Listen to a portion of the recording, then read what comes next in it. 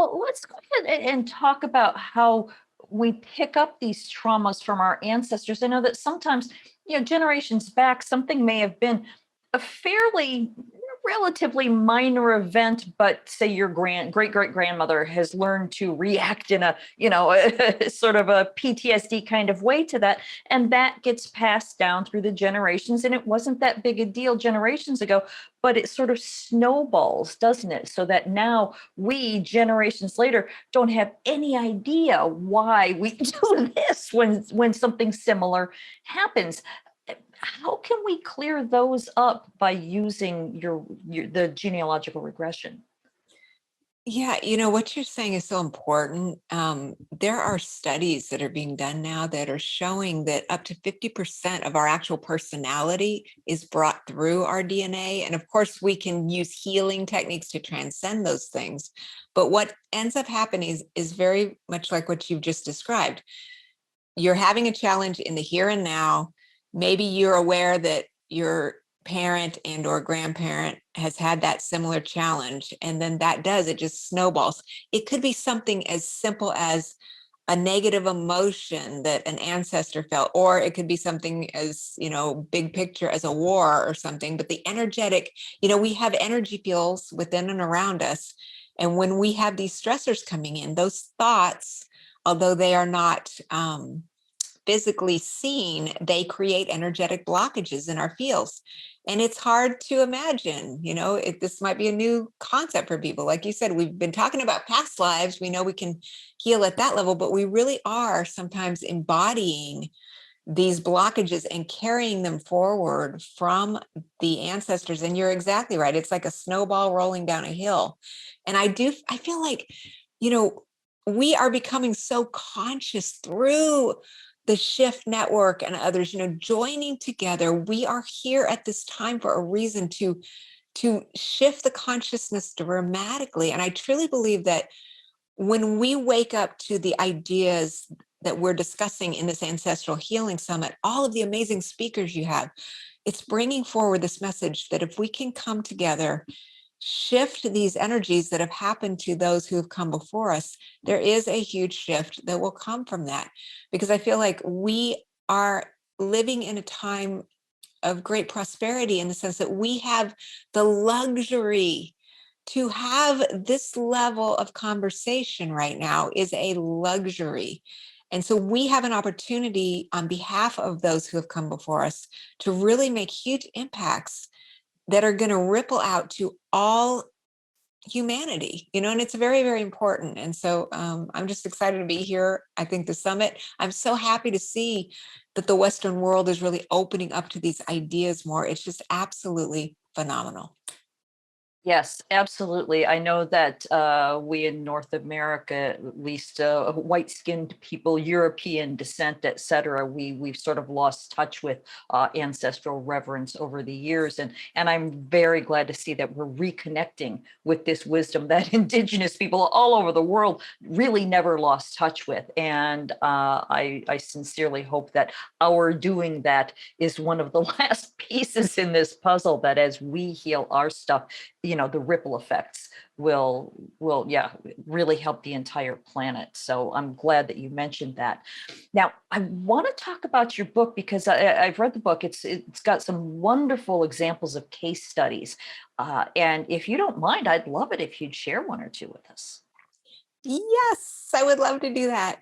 One of my favorites, we're talking about the reasons why people seek regression. So this one's kind of a combo of a physical, mental, emotional, and spiritual all in one. So there was a woman, she was an ER nurse. And I think that every person alive at some point, no matter what career you're in, at some point you're going to ask the question, is this what I need to be doing? Do I still need to be doing this rather than something else? And so this is something that definitely brings people to see me because they want to know, is there something in my soul memory in a past life, maybe gifts and talents that we can tap into? And so people look into that. Simultaneously, this lady had migraines. They weren't really debilitating, but it was a challenge. And so, of course, she wanted to see if there was a source event that we could get back to let that go. And these kinds of issues, Lisa, one of the interesting things is, again, I'm going to always go to the past lives first. So we go and look at that. That's fine. But then somehow during the conversation, she happened to mention this idea about how we do really carry on things from our ancestors. And her mother had been a nurse. Her grandmother had been a nurse. And so they were a very caring, giving family. And this was kind of like the family business. And so we ended up meeting with mom and grandmother, and we traveled back into the past several generations where she was able to go to a Civil War battlefield and see one of her grandmothers, her several greats grandmother, out there on the battlefield, selflessly giving to others and tending the wounded. And so she came back from that. The answer was yes, that the migraines were, again, I mentioned a minute ago, we get chinks in our energetic armor. So there was a chink in the armor. It was contributing to these mild migraines. And yet the bigger picture, and what's so interesting about this modality, rather than taking them into past lives, and you kind of touched on it earlier as well, is that because these are ancestors, these are not strangers. This is not just somebody who I think I used to be in a past life. It's very, very emotional.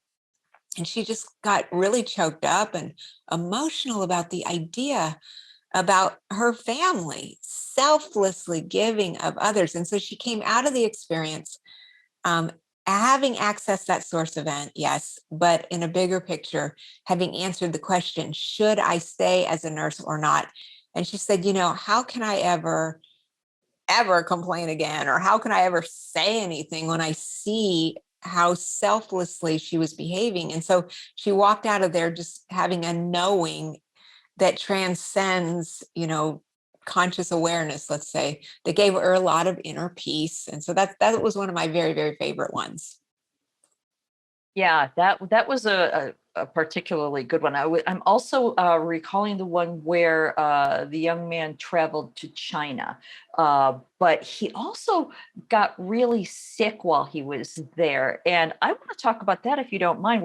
That apparently it's common for people to become sick when they visit their ancestral homeland. And selfishly, I want to talk about this because the same thing happened to me. I went to Scotland and got sick and spent like 3 weeks too sick to really enjoy my trip. And I mean, I understand there's a bigger picture, but is there any sort of preparatory work that we can do before traveling to, connect with our ancestors so that we can, more deeply, not just enjoy the trip, but to really learn from it instead of spending the whole time being sick? As you mentioned, this young man in China, I mean, he was almost devastatedly sick. Absolutely. Yeah, I'm glad you brought this up. Okay. Because I've been also doing research into this concept of spontaneous past life memories, which I call supretravy. So I think we have two different things that can be happening to people when they travel. One could be we're going back to a place in the past that we have had a past life. And if it was a wonderful past life, then usually we're packing our bags and we want to move there. But sometimes if it's a challenging past life, then yes, we might come down with illnesses, different things can be happening to us. And so we can take it from that perspective that we're going to heal our own past lives. But in this case, yes. And in some cases, if we know, I think you mentioned Scotland. I mean, I have ancestors in Scotland. If we know, for example, that these are places where our ancestors had lived in the past, as the man in the book did, we can definitely start to then understand that, wait a minute, if something happened to my ancestor in the past in this area, then there's healing that needs to be done. And there's many exercises in the book where we try to just, again, shed light over challenging situations, bring understanding, imagining energetic cords between ourselves and what I call unwanted influences. And then again, just bringing the awareness, sometimes just having the awareness that this is happening can also just bring about a healing, as we know that, we do not need to continue to be affected by certain things. We're going to let them go and transform them. And so it's a really good point. And I think it happens to people all the time that we're getting bombarded by these inputs. And one aspect, again, it could be the past lives, but it certainly can be things that are brought in from the ancestors. Absolutely. I wonder if you have, in any of your experience, come across somebody who in a past life was one of their own ancestors. Yes, yes, yes, yes. What's been so interesting, Lisa, is that since this book came out, I mentioned earlier in our talk here, I was doing this technique when I was guided to do it intuitively. But since the book came out, people are really seeking this work a lot more. And I think it's, again, we can talk about the work that the Shift Network and others are doing to bring awareness to this to the West.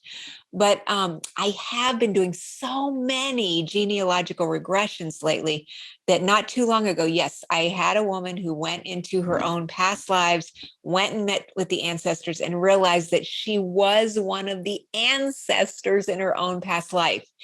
And so that is an interesting thing, because I do believe, we choose our circumstance, we choose our friends, and we certainly choose our families. And I kind of touched on this a little bit earlier. I feel like we're here as an embodiment.